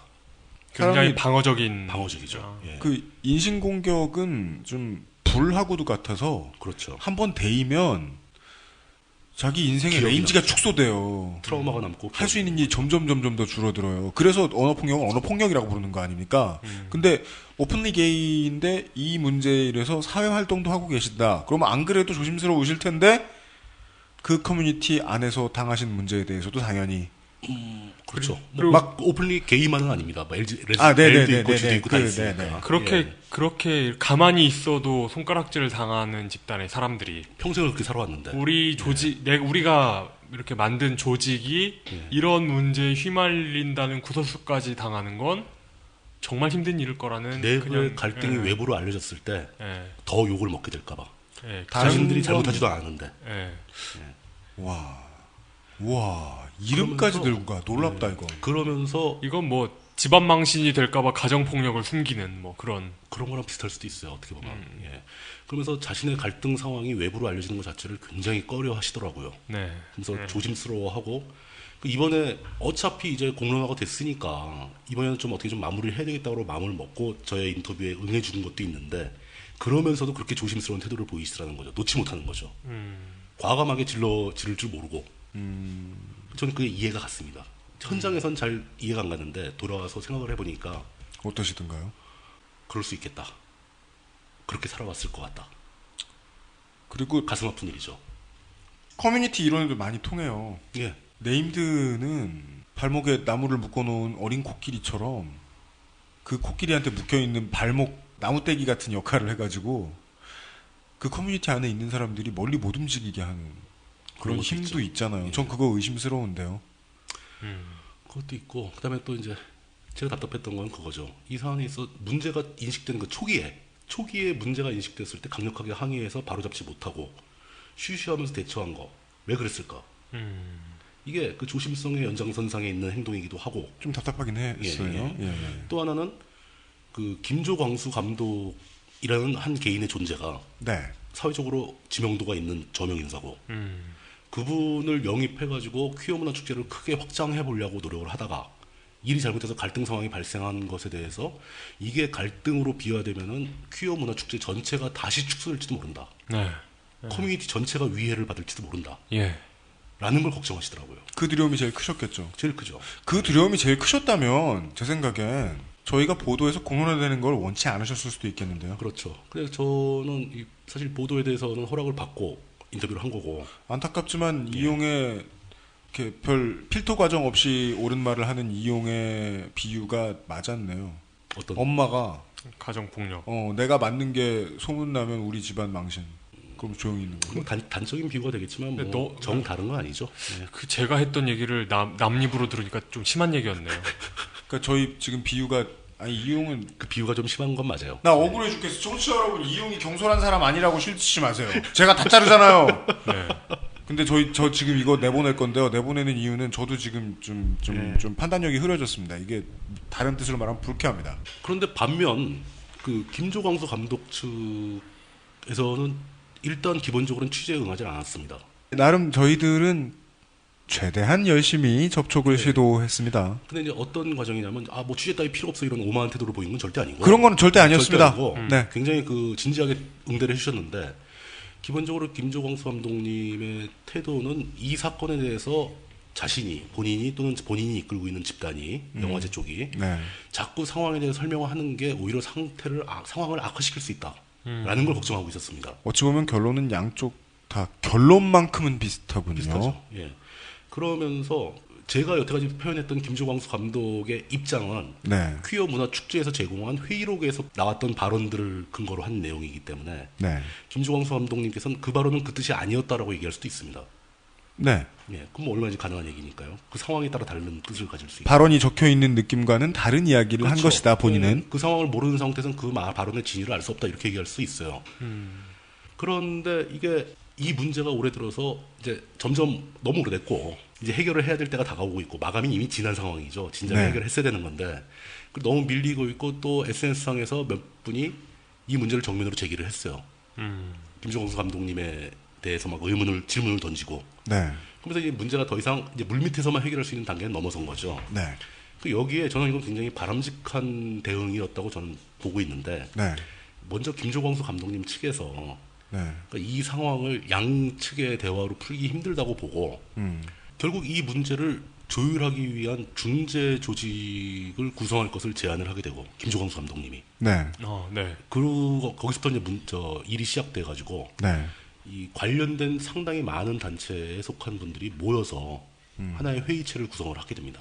그게 언제 있던 일입니까? 최근 일입니다. 최근이라 하면 얼마나 한 달 이내. 왜냐하면 저희가 이 문제를 취재하기 시작하고 나서 알았던 거였거든요. 그러니까 저희들은 김조광수 감독 본인의 이야기를 듣고 싶었는데 그때 김조광수 감독이 저희에게 김조광수 감독님께서 저희한테 이야기해 주신 게, 합의체가 있다. 예. 그 합의체에 자신의 입장을 다 전달할 테니, 거기를 통해서 듣는 것이 사태 해결에 훨씬 도움이 될 것이다. 네. 더 좋은 일이다. 저는 그거 동의했습니다. 네. 그리고 이제 그 중재회의가 움직이고 있는 과정을 계속 지켜보고 있는 중인 거죠. 이 중재단이 이제 정식 명칭이 자체 내부적으로 논의해서 우리가 이걸 어떤 관점에서 이 문제를 접근할 것인가부터 긴 시간의 논의를 거쳐서 성소수자 인권운동 공동회의라는 이름을 붙였습니다. 스스로에게. 이분들이, 문제 해결에도 굉장히 조심스럽게 접근하고 있다는 게 느껴집니다. 엄청나게 조심을 하고 있습니다. 예. 그걸 줄여서 성소수자 인권운동 공동회의를 줄여서 성공회라고 이름을 붙였어요. 센스 있네요. 약간의 네이밍 센스가 좀 보이는. 문제 해결의 의지는 결국 양쪽에 다 있었다고 보는 거죠. 축제 쪽, 조직위 측에서도 이 중재단이 결성되고 거기에 전적으로 협조를 하고 있는 중이에요. 동의를 하고 있고. 네. 여기에 참가한 단체들이 대략 그 이름들을 모아보면 동성애자 인권연대, 언니 네트워크, 한국 게이 인권운동단체 친구사이, 한국 레즈비언 상담소, 또 한국 성적 소수자 문화인권센터 등의 조직을 하고 계시는 분들이 다 모인 거예요. 네. 그러니까 꽤 범단체죠. 이분들이 굉장히 조심스럽게 사안에 접근하고 있고 양측으로부터 다 그 입장에 대한 의견서와 자료들을 제출하라고 요청을 했고 자료가 제출됐고 또 2차 자료를 또 추가 요청을 했고 뭐 이런 식으로 오가고 있는 논의가 진행되고 있는 단계인 겁니다. 현재 상황이. 그 사실 원래 이 논의가 그 중재단에서 그 성공회에서 어느 정도 논의가 되고 다만 1차적인 결론이라도 나온 다음에 보도를 하려고 했지만 제 예상보다 이 일이 너무 느리게 진행되고 있고 또 아까 처음에도 말씀드렸지만 이게 모두 마무리된 다음에 보도하는 것보다 진행되고 있는 중간에 여러분들에게 상황을 알려드리고 다 함께 지켜보자라는 권유를 하는 게 더 의미가 있을 수도 있겠다. 어찌 보면 진행되는 중간이라는 게 갈등을 해결하는 것이 진행되는 과정이라기보다는 지금까지 있어왔던 문제가 잘못된 채로 진행되는 시간이라고 저희들은 판단을 했습니다. 그런 면도 있어요. 조심스러운 이유는요, 순전히 청취자 여러분들 때문입니다. 그렇죠. 왜냐하면 아직도 XSFM과 딴지가 관련이 뭐 크게 있다고 생각하시는 분들도 많을 정도로 저희 쇼를 듣고 계신 많은 분들은 딴지 그룹으로 인해서 생겨났던 팟캐스트를 들으셨고 사람들이 정말 많이 듣는 팟캐스트의 진행자셨던 분이셨고 비교적 불쾌하실 만하게 표현하면 우리 편으로 생각하시는 분들이 많이 있는 네임 드시고 그건 뭐 어쩔 수 없죠. 네. 현실이 그런 걸 어떡합니까? 그런데 그냥 두면 계속 나쁜 상태일 것 같다는 게 저희 판단이었습니다. 네. 이 모든 취재 과정을 다 끝내고 어디까지 보도를 할까를 고민을 하면서 또 어떤 형태로 얘기를 꺼내야 되는가를 막 고민을 하면서 이제 그 상황의 진행을 쭉 한번 돌이켜봤어요. 그랬더니 저는 이제 핵심이 여기 있다는 생각이 들었는데 최초에 김조광수 감독이 영화제를 조직위에서 분리해서 운영을 하고 싶었더라면 아마 그랬을 거라고 저는 추정을 하지만 확인할 수는 없지만 그냥 조직위에서 그 분리에 대한 그 분리에 대한 논의가 있었는데 그 논의를 좀 더 연장해서 어떤 형태로라든 의결을 받아내고 그 의결에 의거해서 일을 처리했더라면 어땠을까? 10년 된 사람들에게 물어봤었어야 했고 그렇죠. 묻지 않고 처리할 거였으면 숨기지 말았어야 했고 그럼요. 숨길 거면 숨기다 들키지 말았어야 했습니다. 이 세 단계는 한 단계 한 단계씩 수준이 낮아집니다. 맞습니다. 질이 나쁜 일이 돼요. 근데 그 세 가지 일 다 제대로 못했어요. 마지막 네 번째는 들켰으면 수습이라도 빨리 돼야 되는데. 근데 들킨 채로 다 내놓고 계속해서 원래 이름을 만든 사람들이 원하지도 않는데 그 이름을 가져다가 쓴다는 건 그분들을 우습게 보는 거라고 밖에는 해석하기 어렵습니다. 그런 해석도 가능하죠. 일단 저 외부에서 취재를 한 제 관점으로는 그게 핵심이었던 것 같아요. 처음에 자신의 의도를 정확하게 설명을 했어야 되고 합의를 봤어야 된다. 그게 안 되면서 일은 틀어지기 시작했다. 그게 몇 년 걸리면서 이렇게 확대된 것이다 라고 보고요. 또 한편 이제 감정이 좀 많이 상하신 분들의 입장에서는 김조광수 감독이 아예 처음부터 작정하고 이 10년 전통의 영화제 하나를 그냥 집어삼키겠다. 꿀꺽해 하러 온 거다. 하러 온 거다. 라고 하시는 분도 있는데 그 정도는 아니라고 저는 믿고 있습니다. 저도 그쪽엔 반대합니다. 좀 더 좋은 의도였을 거라고 보는 거예요. 그렇지만 그렇게 해석해도 무리가 없다는 생각에도 찬성합니다. 그럼요. 왜냐하면 뺏긴 입장에서는 그렇게 할 수 있죠. 1, 2년 만에 내 명의로 사업자 등록증을 바꿔야겠다라고 마음을 먹었다면 그것도 원래 마음을 먹고 들어온 것과 큰 다를 바가 없기 때문입니다.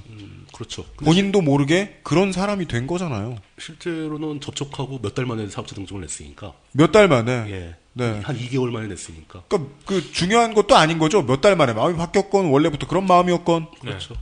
그리고 또 이제 사회적인 관점에서 보자면은 이 영화제가 꼭 축제 조직위의 산하에 있을 필요는 없어요. 그건 그래요. 왜냐하면 이 퀴어 문화 축제라는 거는 도저히 어떤 관점에서 봐도 영리 사업이 될 수 없는 분야고 영화제는 영리 사업이 가능한 분야입니다.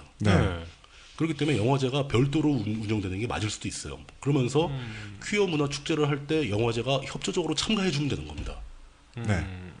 뭐 퀴어 문화 축제에서 하는데 뭐 활발하게 참여를 해주고 사람들이 오면 뭐 특별히 그쪽 커뮤니티원들한테 더 특혜를 준다거나 뭐 이런 식으로 얼마든지 운영될 수 있는 거죠. 근데 이렇다 하더라도 이렇게 하고 싶었으면은 설명하고 동의를 구했어야죠. 반복되는 얘기입니다. 이게 또 무겁게 들리는 부분이 뭐냐면 그 축제에서 돈 되는 건 영화제다. 라는 게 굉장히 근데 그게 의심장하게 돈이 되어봐야 LGBT 판에서 우리 아까 LGBT 바닥에서 얘기하지 말자고 그랬죠. LGBT 천장 아래서 LGBT 장판 위에서 LGBT 하늘 아래. 그쪽에서 큰 돈 되는 일은 없죠. 아니 그래도 이거 되게 중요해요. 이거 되게 중요한 얘기예요. 맞아요. 청취자분들에게 강조를 드림으로써 귀담아 듣지 마시기를 강조드리고 싶은 부분이에요. 왜냐하면 순서에 맞지 않는 일을 해놓고서 나중에 이런 게 잘못됐을 때 네임드들은 그래봐야 돈도 안 된다는 말을 해요. 안 돼요. 그런 자세 진짜 나쁜 거예요. 그러면 안 되죠. 돈이 되는지 안 되는지가 중요한 게 아니라 자신이 절차를 무시하진 않았는가, 주변 사람들을 무시하진 않았는가, 그걸 따지고 있는데 돈도 안 되는데 그런 답은 안 돼요. 안 돼요. 뭐 그런 거잖아요. 야, 내가 뭐 100만 원 그거 몇 푼 되지도 않는 거 안 갚을 것 같아? 뭐 이런 거잖아요. 그 전형적인. 그땐 지금 안 갚았구나 씹새끼야. 이렇게 패면 됩니다. 어찌 했든 간에 또 동일한 수준에서 축제 조직위 측도 이 문제를 좀 더 빨리 인식해서 해결하지 못한 책임도 있어요. 너무 나이브하게 대응한 거죠. 나이브하고 너무 방어적이고 너무 심하게 말하면 피해의식 같은 게 있지 않았던가. 좀 더 당당하지 못했다. 근데 저는 이거 속상해요. 행정 절차를 제때 해가지고 아까 그 국가의 돈을 받아가지고 문화사업하는 헌터들에 대해서도 말씀드렸는데 그런 사람들하고 헌터짓 못하는 사람들하고 가장 큰 차이가 헌터짓 못하는 사람들은요 나쁜 짓 해본 경험도 없고 나쁜 짓을 실제로 이렇게 막 해내려고 이것저것 많이 열심히 알아보고 그런 경험도 없어요. 실제로는 그런 차이밖에 없거든요. 그냥 덜 뻔뻔한 거죠. 누군가 무슨 나쁜 일을 했을 때 거기에 반응을 늦게 하는 사람들 있잖아요. 너도 책임이 있어라고 말하는 거 되게 좀 잔인하게 느껴지기도 해요, 저는. 네, 맞습니다.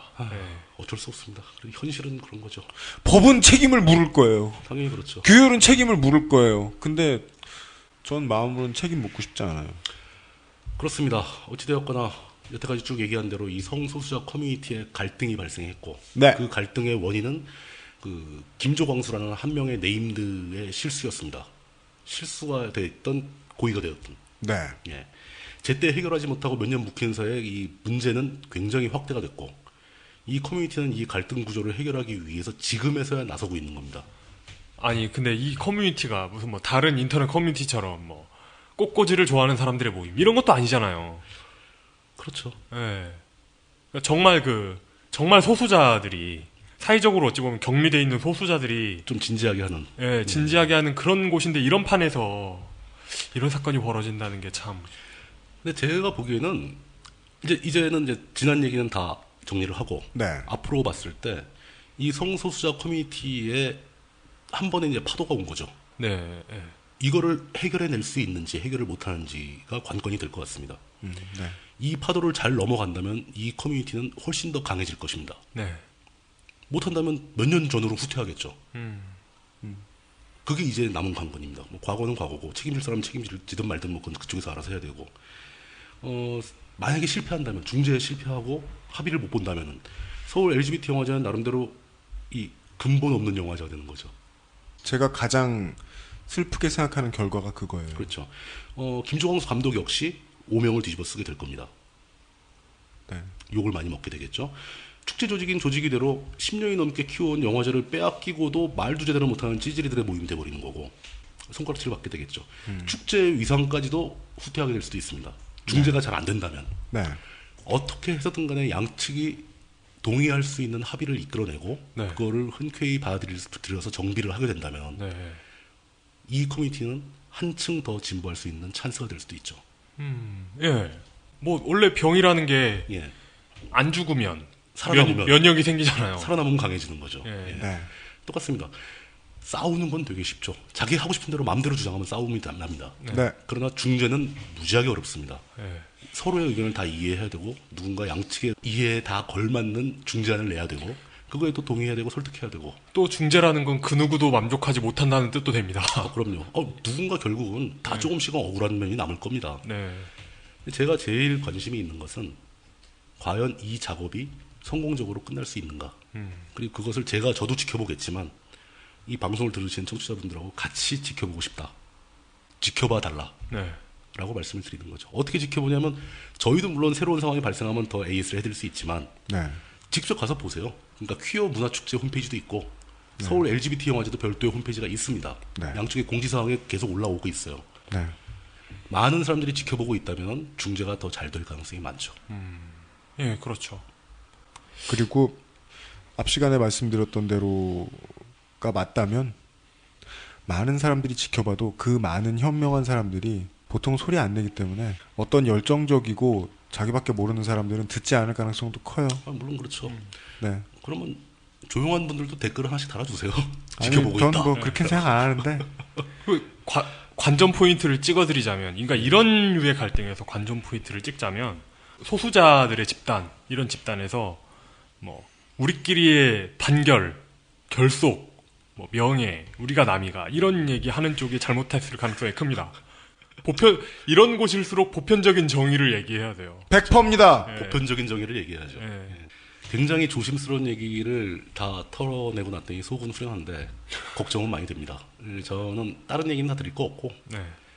이런 사건 솔직히 말해서 지금 겪고 계시는 분들은 굉장히 큰 사건이라고 보이겠지만 진보판에서 또 사회 각 구석에서 네. 하루가 멀다 하고 벌어지는 사건들이고요. 제가 자꾸 나는 꼼수다 시절, 제가 딴지일고 있던 시절 얘기를 해서 그런데 사무실에 그렇게 연락 와가지고 말도 안 되는 이상한 헛소리를 해요. 이상한 많죠. 헛소리를 하면서 아니 우리 편끼리 왜 이러냐요. 아니 누구신데요? 누구신데? 굉장히 어렵게 얘기를 한 것 같은데 오늘 방송에 대한 결론을 저는 한마디로 내리고 싶습니다. 다른 거 다 필요 없고 성소수자 여러분들 여러분들의 기본적인 인권이 지켜지는 사회가 오게 되기를 빕니다. 네. 전 그게 제일 중요하다고 봅니다.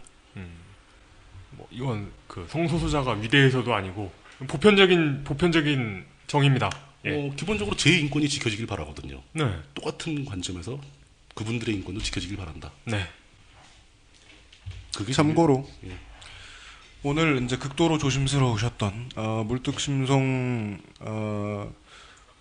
민주평통 라이온님이 민주평통 막 섞이고 있어요 이제. 4H 민주평통 라이언스님. 네, 라이언님께서 한 가지 일부러 누락하신 부분은요. 김조광수 감독이 중재단이 구성되어 있으니 그들에게 물어보라라고 친절하게 말씀을 해주셔서 물뚝심송 상임고문이 그 중재단이라고 불린 분들에게 접촉을 시도해서 접촉을 하게 되었을 때 그 중재단이라고 불렸던 분들의 최초의 반응은 우리가 중재단인지 몰랐다! 였습니다. 그랬고요. 네, 그랬습니다. 중요한 사실을. 예. 네, 그랬고요. 물뚝심송님뿐만 아니라 저도 이 소재 다루기 조심스러워했기 때문에 죄송스럽습니다. 지난주에 이제 그런 거 관련해서 사과를 한번 드렸는데 이런 거 조심스러워해서 죄송스럽습니다. 저도 사람이거든요라는 말은 존나 비겁하게 느껴진다. 그건 됐고 족가고 그러면 사람 아니었단 말이야. 한국말을 하는 다른 종이 있나요? 저도 요 몇 달 전에 그런 얘기 한번 들었거든요. 어떤 미친 사람한테. 자꾸 이러면은 뭐 내가 이 바닥에서 너한테 손해를 못 줄 것 같냐. 이런 말을 들은 적이 있었어요. 그래서 당신하고 일 안 하겠다 그러고 이제 저는 최대한 공손하게 당신하고 일 안 하겠다고 전화를 끊었는데 원칙에 충실한 인간이라면 훌륭한 인간이라면 그런 반응을 했었어야 될 것 같아요. 나도 손가락이 다 붙어 있어서 위치가 다른 엄지가 있어서 물건을 잡을 수 있는데 너를 잡아 패지 못할 것 같냐. 원칙에 입각한 얘기를 할 걸 내가 좀 무서워했나? 이런 생각도 들어요. 오늘 계속 그 갈피를 못 잡게 저희가 전달을 해드리고 있는 건 아닌가 너무 조심스러워서 일단 첫 번째는 그게 걱정이고요. 네. 인간 대 인간의 문제로 생각을 해보면 정말 많은 분야에서 내가 있는 조직의 문제를 말하지 못하는 경우가 너무너무 많습니다. 네. 당장 여러분들도 그러실 겁니다. 제가 신봉하는 최근에 격언이 있잖아요. 트위터에 저 많은 병신들은 대체 누군가 궁금해서 페이스북을 보면 다 내 친구라고요. 근데 걷다 대고 말 못하죠. 네. 형이 제가 찾아 헤매던 바로 그 병신이시네요. 이렇게 말 못하잖아요. 그냥 조용히 좋아요를 누르는 수밖에. 그러고서 막 혼났어. 근데 그 형이 네임드야. 그래서 나는 찐따를 먹었어. 그런 다음에 게시물을 오유에 올리고 막 사회적으로 퍼뜨려야지. 저 형이 병신임을 알려야지. 그럴 수 있나요? 없죠. 그리고 반대로 그냥 내가 여기 적응을 못해서 저 전체를 다 연맥이고 나와야지. 그래가지고 뭐 내가 있던 집단에 대한 욕을 하고 다니는 사람도 있을 수 있잖아요. 그 상황은 언제나 바이스 벌사 아닙니까? 네. 신고자가 나쁜 놈일 수도 있고 신고의 대상이 된 조직이 나쁜 놈들일 수도 있고 알 수는 없지만 최소한 이거 궁금한데라고 말하고 침묵하지 않고 질문을 던지고 했으면 좋겠어요. 조직에 있어야 될 사람으로서 이용이 가지고 있는 유일한 장점이에요. 이게. 아무 생각 없이 이거 이러면 안 되는데 라고 탁 던져요. 예. 그 단점 아닌가? 근데 이용 같은 사람이 있는데 그 사람이 쫓겨나지 않는 조직이 있다면 건강하게 운영되는데 이용은 큰 도움이 되겠죠. 그렇죠. 네. 세상 모든 일은 양면성이 있으니까. 예. 장점이자 단점이고. 그러니까 저를 조직 속에 저는 탄광 속의 카나리아 같은 막 그런 존재인가요? 그게 그 양자의 극적 진리입니다. 예. 탄광 속엔 카나리아가 있게 돼 있답니다. 네. 그 카나리아가 상자 속에 들어있는데 열어보면 죽었냐 살았냐. 네. 그래서 뭐 꼭 김정광 썸덕의 케이스가 아니더라도 청취자 여러분들이 종편은 못 보겠다, YTN은 못 보겠다.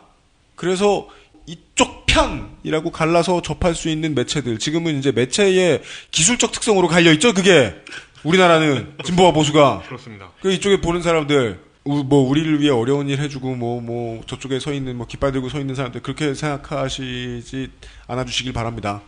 여기서 이제 방송하고 사람들이 많이 듣는 콘텐츠 방송하고 하는 사람들 인권을 위해 싸우고 있는 사람들 모두 언제든지 제가 지난주에 한 주제 넘은 실수를 할 수 있습니다. 네. 언제나 바라는 건 방송을 듣는 한 분 한 분이 손해 안 보시길 바라는 겁니다. 지난주에 자동차를 안전한 걸 구하셔야겠다고 할 때도 그랬고 이번 주에 우리 청취자들 중에서도 저희들 중에서도 5명 중에 하나 혹은 10명 중에 하나인 일반인들이 그 자동차에서도 마찬가지 아닌가요? 경험적으로 네. 우리 민족의 자동차 이런 얘기하는 회사일수록 뭔가 이상한 짓을 하고 있을 가능성이 높잖아요. 경험적이지 않나요? 이용의 경험에 의한 발언은 보통 전 내보내지 않죠. 네. 네. 진정한 우리 민족의 자동차는 어울림 모터스다. 예. 뭐라고 한마디 코멘트를 하려고 했는데 안 내보낼 것 같아서 안 해야 되겠어요. 고! 이렇게 실언. 아니. 이렇게 우리만의 추억이 또 생기는 건가요? 이용의 말을 자른대잖아. 그 말에 대한 코멘트를 하려고 했는데 그거 자르면 이거 같이 자를 거 아니야. 맞다. 예. 뭔데요? 이 얘기 다 잊어버렸어요. 작은 일이라고 말하면 그건 시사 프로그램 프로듀서의 오만함이죠. 저는 되게 심각하고 무겁게 받아들이고 심각하고 무겁게 접근했고 정말이죠. 오랜 시간 주시하고 있었습니다. 그리고 후속 보도를요. 반드시 할 것입니다. 그래야죠. 공익을 위해 모여있는 단체의 이름이나 전통을 지켜주는 건 대한민국이 가장 하지 못하는 가치이고 사람들이 가장 열심히 지켜줘야 하는 가치입니다. 맞습니다. 예, 네. 맞습니다. 한국의 프로스포츠를 왜 보기 싫을까요? 1, 2년에 한 번씩 모든 게 다 바뀌어 있거든요. 네. 그래서 LG 트윈스는 앞으로 영원히 계속 핀스트라이프를 입었으면 좋겠어요. 계속 구시 집안이 가지고 있는 LG라는 이름이 붙어 있었으면 좋겠어요. 기아가 해태란 이름을 쓸 수 없는 것만 해도 슬퍼요. 내가 해태 팬이 아닌데도 어떠한 역사가 사라진 것 같으니까. 전 대한민국에서 가장 훌륭한 전통을 가진 고등학교가 의정부 고등학교인 것 같아요. 그래서 의정부 고등학교도 네. 그 전통을 버리지 말아야 되는데 그 전통이 뭔지도 모르는 교장 교감이 들어와 있는 거 아니에요. 맞습니다. 초짜들이 와가지고 학생들이 수십 년쯤 됐대죠? 십몇 년 됐죠. 예. 십몇 년을 지켜온 전통을 묵살하려고 하고 갓난아기들이지 뭐예요. 판단력도 없는 평생 살아오면서 그런 걸 봤어야지. 그러면 겸손하게 역사책을 뒤져봐. 그 학교의 역사책은 교지하냐 앨범하고 봤어야 될 거 아니야. 사료도 안 봐놓고 이게 다른 데서 양아치다. 다른 데서 양아치면 뭐해. 의정부고에선 중요한 전통인데. 그러니까. 저희의 폭언이 이어지던 시간에 의정부 고등학교에서는 교감 선생님이 혼을 냈던 학생분들에게 사과를 하셨다고 합니다. 의정부 고교의 훌륭한 전통이 계속 유지되기를 바랍니다. 근데요, 이런 전통이 단절돼가지고 네. 멀리서 보는 저희 같은 사람들이 슬프거나 혹은 최소한 안타깝기라도 한, 좀 아쉽기라도 한, 어떠냐면 문화가 끊기면요, 사람이 공허해요. 문화가 끊겨있는 어떤 자국을 보면. 네. 우리 이거 해주시던 목수님이 말씀해 주셨거든요. 가게들 인테리어 많이 해줘서 좋은데 해줬던 가게 보고 싶은데 몇 년 지나면 없어져 있다고. 그거 슬프거든요. 그중에 가장 슬프고 불쾌할 만한 거는요, 이름을 누가 훔쳐간 걸 것 같은데요. 회차를 그냥 갖다 쓰고. 그렇죠. 그거 이름과 회차가 지켜졌다고, 아, 잘 지켜져 있구나 라고 안심할 사람들도 있을 거예요. 그 점을 노렸다면 악질이네요. 그러네요. 여기까지 악질인지 아직 알 수 없는 이야기를 해보았습니다. 이틀치를 매우 장시간 녹음했는데 얼마나 살려내보낼 수 있을지는 모르겠습니다. 저희들이 조심조심 했으니까는요, 아주 짧게 나갈 겁니다. 지금 막 밤인데 이제 시작했는데 밤인데. 거기다가 이게 이 스튜디오 첫 녹음이잖아요. 이게. 네. 테크니컬 프로블럼이 안 생긴다는 보장이 없잖아 지금. 그렇죠. 난 그게 제일 무서운데. 네. 청취자 여러분들 어디까지 들으실 수 있을지 모르겠어요. 이렇게 열심히 녹음했는데 한 3분의 2가 썰렁 잘려나가면. 저희들은 지금 한강 다리가 보이고 강변북로가 보이는 강가에 어디서 낚싯대를 들이우고 녹음을 하고 있는데요. 강가에 다리 밑에서. 네. 예. 다리하고 거의 비슷한 눈높이입니다. 저희가 지금. 그래서 뭐 빗소리 같은 것도 들으시는 분이 있을지도 모르겠네요. 어떠한 잡음이 들리는지 제보해 주시고. 잡음이 들리더라도 너무 놀라지 마세요. 그동안 저희가 정말 동가식 서숙하면서 고생 많이 했는데. 진짜 기분은 좋네요. 네. 자리 잡은 것 같아서 이제. 네. 근데 이 사운드에 대한 것도 그렇고, 저희 그동안 제가 며칠 동안 뭐 청소하고 뭐 기계 만지고 가구하고 뭐 이러면서 느낀 건데, 아, 역시 이게 사업 초짜, 회사 운영 초짜의 티가 너무 나. 이게 한번 딱 하면 모든 게 다 돼 있겠지 이런 생각을, 바보 같은 생각을. 없으니까. 네, 저희들은 사운드 문제도 그렇고, 그리고 이제 몇 분들이 많이 삐져주셨던 방송 시간 문제도 그렇고, 아, 오랜 시간 노력해야 만들어지는구나. 네. 라는 생각이 들었습니다. 저희도 전통과 회차를 지켜나가야죠, 이제. 네, 그럴 겁니다. 예. 네. 누가 들어와서 우리 이름을 뺏어가지만 않으면요. 그리고 저는 오늘 배운 교훈이 있기 때문에. 아, 누가 물뚝심송이란 이름을, 욕심도 안 나는데 그 이름은. 상표권! 등록하고 막. 네. 그럼 회차는 뭘로 비유하지? 물뚝심송 2세, 뭐 이런 거 훔쳐가나? 나이. 나이를 훔쳐, 나 내 나이가 좋아. 자원봉사자인데? 나이를 훔쳐가지고. 네. 나이를 누구가 훔쳐가면 나 다시 20살 되는 건가? 하지만 오늘은 힘드신데도 불구하고 거동 취재를 일삼아주신 물뚝심송 상임 고문이셨습니다. 수고 많으셨습니다. 감사합니다. XSFM입니다. 다른 대기업 건강식품도 많잖아. 딸기나 블루베리와의 영양가 비교, 가격, 위생, 책임보험, 화학 첨가물은 없는지. 다 알아보셨나요? 비교하실 필요 없죠? 언제까지나 마지막 선택. 아로니아 진.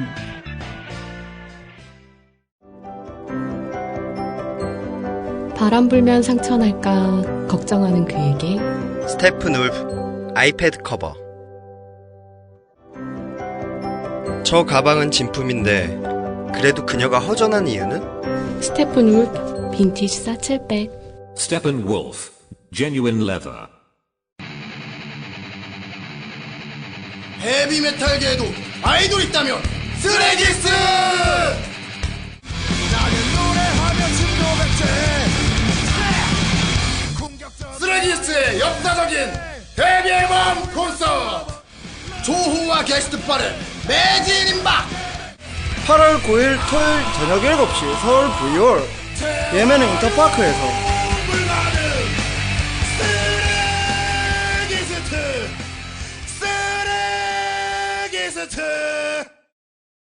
여기까지가 이번 주에 히스테리 사건 파일 그것은 알기 싫다였습니다. 짧게 마칩니다. 다음 주 예고도 못하면서 다음 달 예고를 자꾸 해서 좀 그런데 마사오님의 이 사체 이야기는 전 다시 생각해 보려고요. 그런 하드코어한 얘기를 해야 되나? 그리고 요즘 광고 보니까 네. 사체라는 놀림도 많이 받았잖아. 이러면서 아무리 놀려도 네 새끼가 돈 안 꾸나 보자. 누군가에겐 꼭 필요한 돈 뭐 이런 거. 무서워요 진짜. 근데 그 얘기랑 그 마사오님이 해주는 얘기랑 이렇게 비교해서 들어보면 네. 너무 무서워요. 그죠? 자, 할까 말까 고민 안 하고 싶어. 무서워 씨. 그렇고요. 예.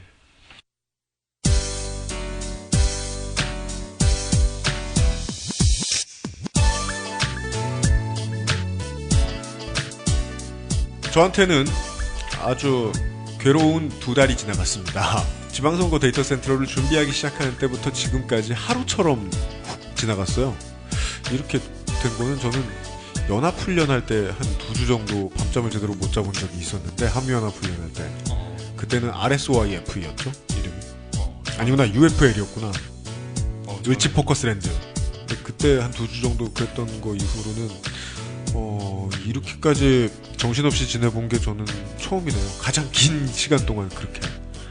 그러면서 이제 집에도 잘 못 가고 그랬어요. 오늘 무슨 얘기를 할까 하다가 다른 거창한 얘기 많이 준비했는데 어제 느낀 걸 하나 말씀을 드려보겠습니다. 넥센 히어로즈 시절에 김시진 감독께서, 현 롯데자이언츠 감독께서 이런 말씀을 하셨습니다. 그때는 단골 약체였죠. 약체라 그러더라도 여러분들이 의외시겠지만 꼴찌는 딱 한 번밖에 안 해봤거든요. 넥센 히어로즈가. 그래요? 이런 말씀을 하셨어요. 연패를 끊는 가장 좋은 방법은 이기는 것이다.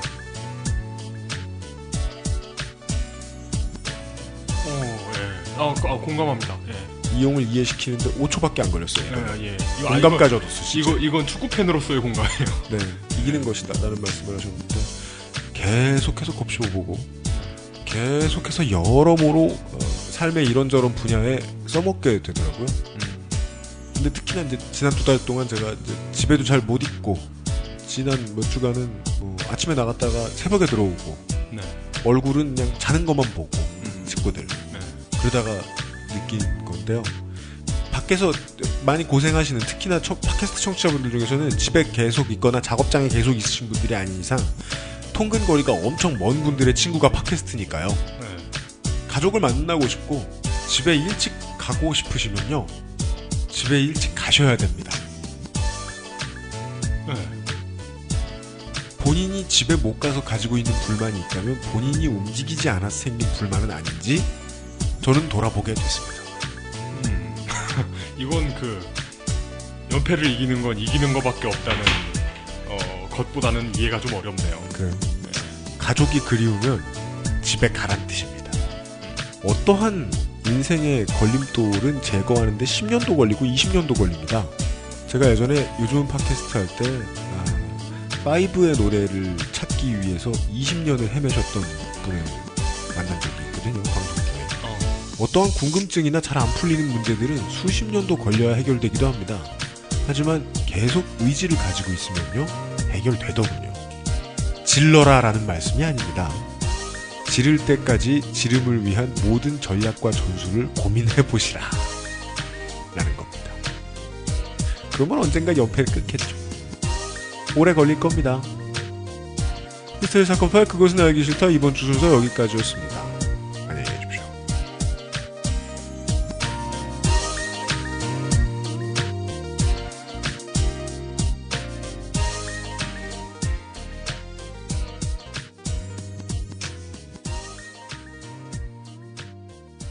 XSFM입니다. I, D, W, K